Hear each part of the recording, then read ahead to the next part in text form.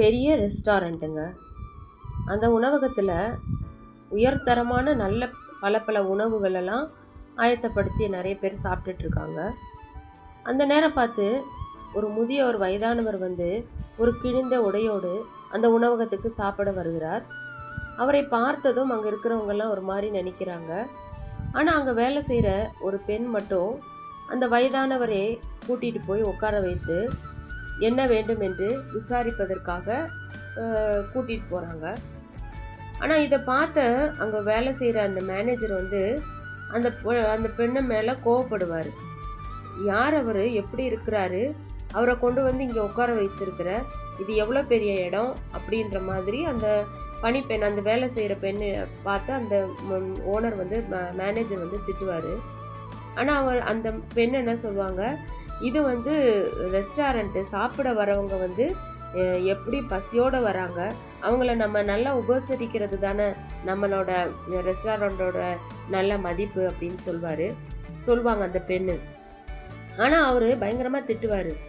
எனக்கு தெரியாது, நீ அவர் பில்லு கொடுக்காம போயிட்டா நீ தான் பொறுப்பு, அதுக்கு எனக்கு தெரியாது, ஏன்னா அவரை பார்த்தா பில்லு கொடுக்குற மாதிரி தெரியலன்னு சொல்லிட்டு திட்டிடுவார். நல்லா கவனிக்கிறாங்க அந்த பெண் அவரை, ரொம்ப அந்த முதியோரை, வயதானவராக இருக்கிறாருன்னு என்ன வேணும்னு கேட்டு கவனிக்கிறாங்க. என்ன பண்ணுறாரு, கவனித்து சாப்பிட்டு முடித்து இவங்க உள்ளே போகிறதுக்குள்ளே அந்த வயதானவர் எழுந்து போயிடுறாரு. இன்னும் அதிகமாக கோவப்படுறாரு அந்த மேனேஜர். அப்போது நீ தான் உன்னோட சம்பளத்துலேருந்து தான் நான் இந்த பில்லு எடுப்பேன்னு சொல்கிறாரு. சரின்னு அமைதியாக போயிடுறாங்க. போயிட்டு அவர் சாப்பிட்டதெல்லாம் க்ளீன் பண்ணுறதுக்காக போகிறாங்க. போகும்போது அதில் ஒரு பில்லு இருக்கும். அதை எடுத்து பார்க்கும்போது அதில் ஒரு விசிட்டிங் கார்டு இருக்கும், அதில் ஒரு லெட்டர் இருக்கும். அதை எடுத்து வாசித்து பார்க்கும்போது, அம்மா நீ என்னை ரொம்ப நல்லா கவனிச்சுக்கிட்ட, உனக்கு ரொம்ப நன்றி, என்னுடைய தோற்றத்தை பார்க்காம என்னை நீர் கவனித்ததை எனக்கு ரொம்ப பிடித்தது. நான் வந்து இந்த ஹோட்டலோட உரிமையாளரை நான் தான், இது அங்கே இருக்கிறவங்களுக்கு யாருக்குமே தெரியாது. நான் வந்து இந்த ஹோட்டல் எப்படி நடக்குதுன்றதுக்கு பார்க்குறதுக்காக நான் இப்படி வந்தேன். ஆனால் உண்மையாகவே நீ என்னை ரொம்ப கவனிச்சுக்கிட்ட, அருமையாக கவனிச்சுக்கிட்ட.